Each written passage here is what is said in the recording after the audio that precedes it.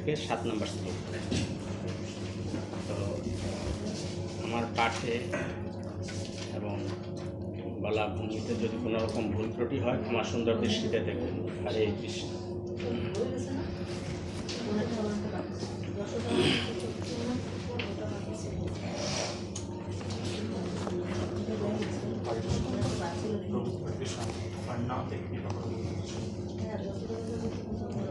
আমি সত্যব্রত দাসাধিকারী।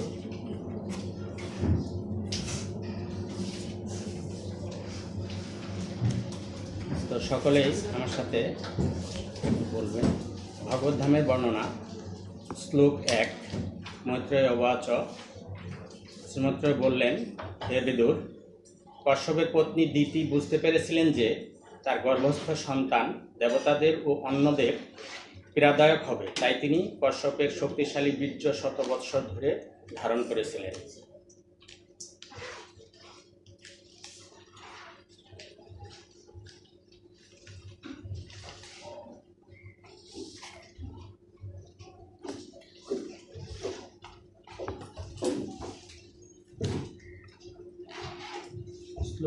মধ্যবাক্য প্রজাপত্যং তু তক্তেজ পরতেজ হনং দিতি দধার বর্ষানি শতং সংকমান সরাতনাত।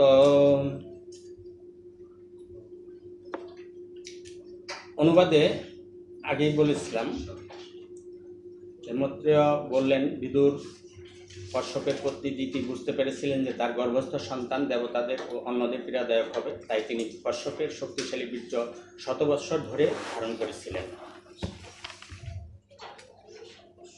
শ্লোক 2। লোকে তেনাহ তা লোকে লোকপালাহত যশ নবে দয়ন বিশ্বশ্রী যে তেন্তবতী করং দিশাম। অনুবাদ, দিতির গর্ভের তেজের দ্বারা সমস্ত গ্রহে সূর্য ও চন্দ্রের প্রকাশ রুদ্র হয়েছিল এবং বিভিন্ন লোকের দেবতারা সেই তেজের দ্বারা বিচলিত হয়ে ব্রহ্মাণ্ডের স্রষ্টা ব্রহ্মাকে জিজ্ঞাসা করেছিলেন, সর্বদিকে এই অন্ধকারাচ্ছন্নতার কারণ কি?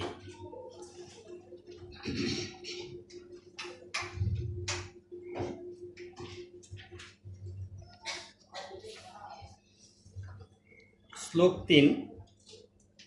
দেবাউচ।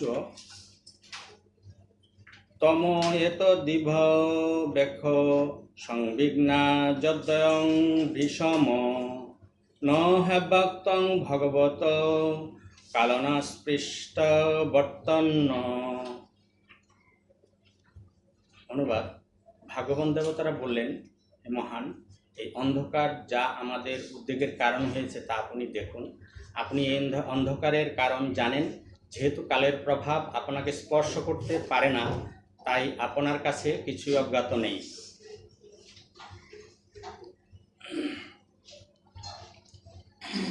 শ্লোক 4। দেব দেব জগত্তার লোহকনাথ শিখামনে পরেশাম পরেশাং তং ভূতানামসি ভাববিত। অনুবাদ, হে দেবাদিদেব, হে বিশ্বের পালনকর্তা, হে অন্য লোকের দেবতাদের মুকুটমণি, আপনি চিত ও জড় উভয় জগতেরই সমস্ত জীবদের অভিপ্রায় জানেন।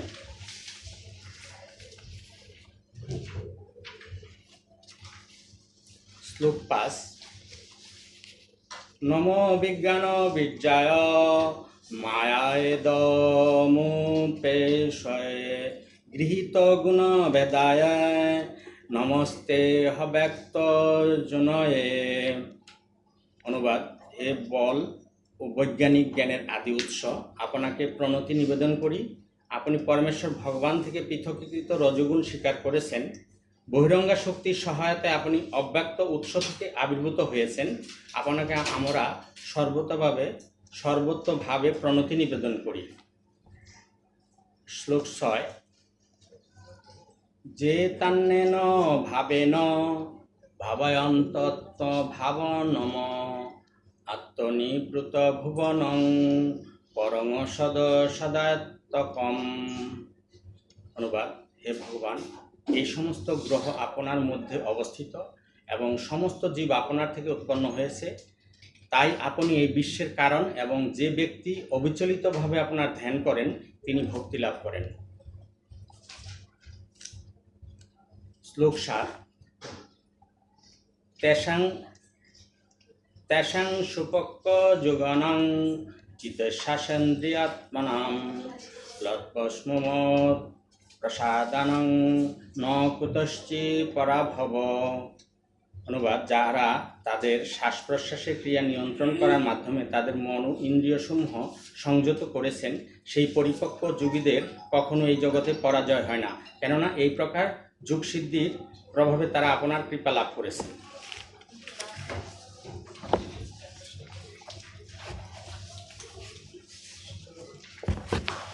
তো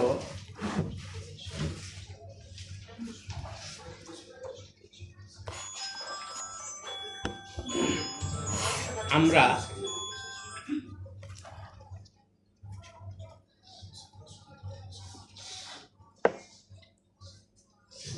সত্য রজতম 3টি গুণ এবং ষড়রিপু কাম, ক্রোধ, লোভ, মদ, মোহ, মাৎসর্য, ষড়রিপুর তাড়নায় আমরা তাড়িত।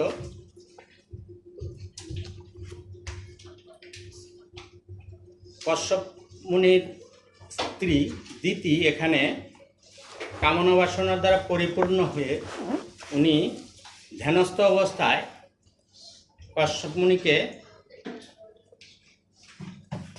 কামোদ্দীপনার কথা জানিয়েছেন। তিনি বলছিলেন যে আমার অন্যান্য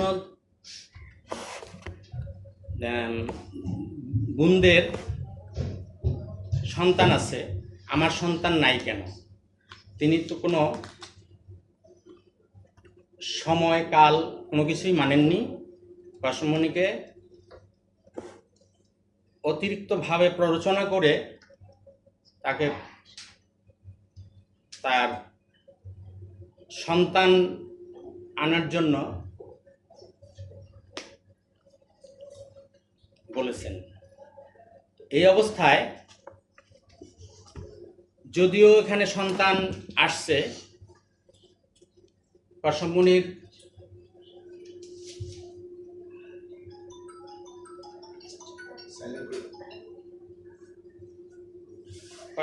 দ্বিতীয় সহবাসে সন্তান এখানে আসছেন, কিন্তু কশ্যপ মুনি এখানে অনেকবার তাকে সাবধান করেছিলেন যে তুমি এই সায়ং সন্ধ্যার মধ্যে এই যে তুমি যা চাচ্ছ আমার কাছে, আমি তোমাকে সেটা দিব ঠিকই, কিন্তু সেই সন্তান আসবে আসুরিক প্রবৃত্তি, কারণ সেই সময়টা অসুররা চলাচল করেন এবং শিবজি সহ।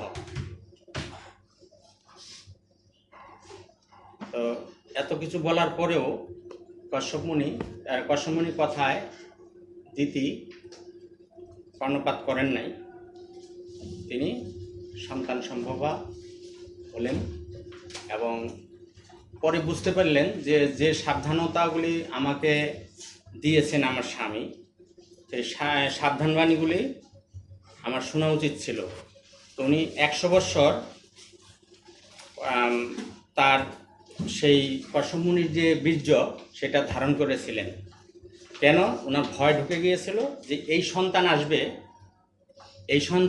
আসরিক প্রবৃত্তির, এবং তারা স্বয়ং ভগবানের সাথে যুদ্ধ করবেন, এবং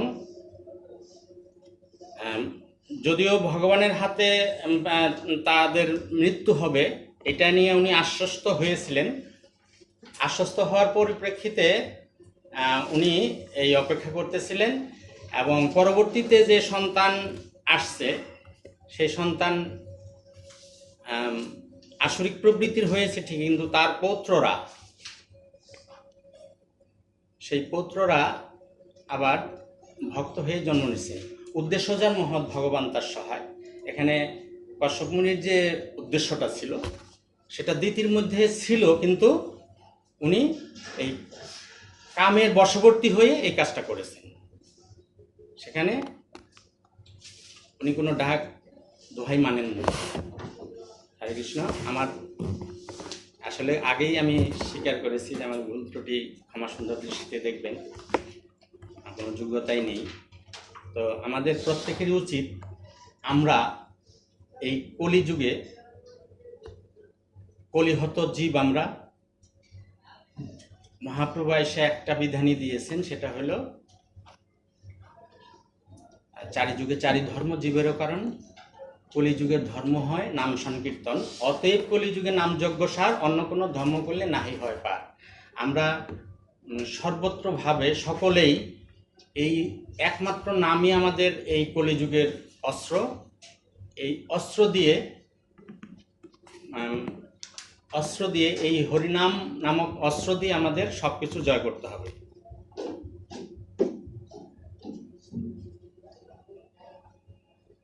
তো সবিশেষ এটাই বলবো, আমরা যেন এই যে কোলাহল চলছে, অন্যায় অত্যাচার জুলুম জাতপাত দেখাচ্ছে, অনেক সনাতন ধর্মীকে আঘাত করছে। সনাতন ধর্ম অত্যন্ত, সনাতন মানে ছিল, আছে, থাকবে। এই সনাতনের উপর যে আঘাত করা হচ্ছে সেটাও আমাদের হরিনাম দিয়ে নাম কীর্তন করে জয় করতে হবে। পরিশেষে সকলকে ধন্যবাদ জানিয়ে আমার পাঠে বিশ্রাম দিচ্ছি। হরে কৃষ্ণ। জয় শ্রীমদ্ ভাগবতম কি জয়, জয় শিল প্রভুপাদ কি জয়। প্রভু, খুব সুন্দর লাগলো যে আপনি প্রথমে আধা মাথা কীর্তন দিয়ে শুরু করেছেন, এবং আরেকটা যেটা খুব ভালো লাগলো, যেহেতু এক সপ্তাহ গ্যাপ হয়ে গেছে, আমাদের অনেকের হয়তো ভাগবতের এটা মনে ছিল না। তো আপনি সুন্দর করে প্রথম দিয়ে স্টোরিটা বলার কারণে আমরা আবার রিপিট করতে পারছি আসলে কি ঘটেছিল আগের ক্লাসে, এবং লাস্টে আপনি হরিনাম মাহাত্ম্য বলেছেন, সেটা শুনে খুব ভালো লাগলো। তাহলে আমরা একটু মনেও শান্তি পেলাম যে না, হরিনামের যে সুন্দর পাওয়ার আছে, খুব ভালো লাগলো। তো আমি যদি মেইন পয়েন্টের মধ্যে ব্যাক করি আমাদের ক্লাসে, যে আমার যেটা প্রধান যে পয়েন্টটা তো মনে হচ্ছে, আপনি হয়তো আরেকটু সময় নিতে পারতেন প্রিপারেশনের জন্য, হয়তো আরেকটু সময় নেওয়া যেত প্রিপারেশনের জন্য। পেইন টপিক ওয়াইজ যে আমাদের শ্লোকগুলা, শ্লোকের টপিকগুলো হয়তো ওভাবে এক্সাক্ট বা ওভাবে হয়তো আসে নাই তেমন একটা। তো এখানে হয়তো একটু আপনি টাইম নিয়ে প্রিপারেশন নিলাম, শুরু করলাম, মানে আমরা ডিপ্রাইভ হলাম, আমরা বঞ্চিত হলাম টপিকটা থেকে। ঠিক আছে, হরে কৃষ্ণ। নেক্সট। হরে কৃষ্ণ। তো অনেক সুন্দরভাবে অনেক কিছু যেটা বলছেন ক্লিয়ারভাবে সুন্দর বলেছেন, এটা লেগে আমরা সবাই আওতাভুক্ত বলেছি বাকিটা। আর দ্বিতীয়ত হচ্ছে যে দর্শকদের যে মনোভাবটা যদি আমি আগের থেকেই স্বীকার করে নিই, তাহলে দর্শকরা হয়তো একটু আশাহত হয়ে যায় প্রথম থেকে। যদি বারবার আমরা বলি যে আমার যোগ্যতা নেই, কারণ আপনি যত সুন্দর করে বললেন, এরপর যদি যোগ্যতা নেই এটা বলেন, তাহলে হয়তো দর্শকরা হয়তো একটু মানে পাঠ শ্রবণের উপর দিয়ে একটু বেশি অনীহা প্রকাশ করতে পারে। কারণ আপনার বলছেন কিন্তু সুন্দর করে, আমার এটুকুই।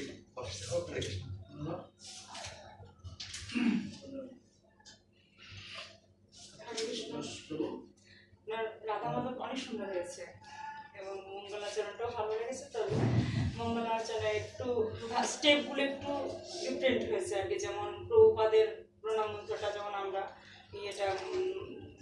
ওটা কি বলে মঙ্গলাচরণের পরে করি, যেমন সিরিয়াল হয়ে আসে, যাই হোক ওটা তবু ভালো হয়েছে, অনেক সুন্দর হয়েছে।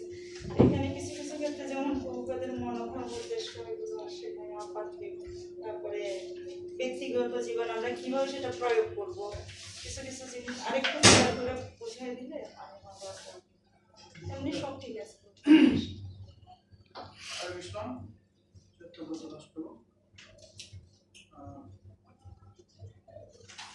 ভগবদ্ধামের বর্ণনা সঙ্গে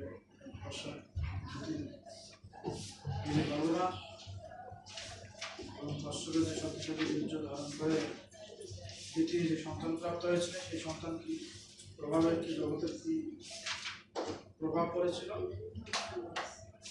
সেই পয়েন্টটা কাজ করেছিলেন। ভালো লেগেছে আপনার মানে এই সাহসিকতার পরিচয় দিয়েছে। তো যেটা উন্নতি করার প্রয়োজন বলে মনে করি, আপনার আসলে শ্লোক একটা টানাতে আপনি একটানা শ্লোকগুলো পড়েছেন ভালো, এখানে জাস্ট টানে একটা শ্লোক পড়ে বাক্যগুলো নিজে অনুবাদ করে দিলেও হতো, সময়টা আপনার বাঁচত। আর শ্লোকের যে বিষয়বস্তু অনেকগুলো এখানে দার্শনিক পয়েন্ট ছিল, সে দার্শনিক পয়েন্টগুলো আপনি টাচ করতে পারবেন। কিছু পয়েন্ট প্রত্যেকটা শ্লোকে তার দার্শনিক পয়েন্ট তুলে ধরেছে।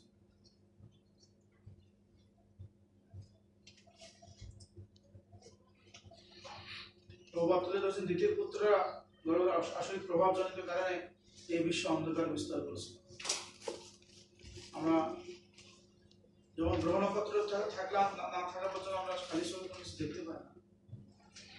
সেই অন্ধকার কি অধর্মের মানসিক প্রবৃত্তির অন্ধকার, সেটিও দূর করা যায়। অনেকগুলো দার্শনিক পয়েন্ট, আপনি কোনো পয়েন্টে টাচ করেন না। আমার মনে হয় আপনার এই কি বলে এই প্র্যাকটিস আরো বাড়ানো উচিত, আলোচনা এবং পড়া, যার ফলে আপনি শাস্ত্রের যে মেইন বিষয়গুলোতে করতে পারছেন, প্রেরণ করতে সুবিধা পাচ্ছেন। এবং সময় আপনার আরো ছিল 10 মিনিট ব্যবহার করতে পারছেন। টেবিলে একটা ব্যাগ পড়ে আছে, খারাপ কাজ লাগছে, টেবিলের মধ্যে ব্যাগটা কি এভাবে স্কিলটা ঠিক রাখা উচিত। এবং কি বলছে সে পয়েন্টগুলো আপনি নোট করে প্র্যাকটিস করে তারপর বললে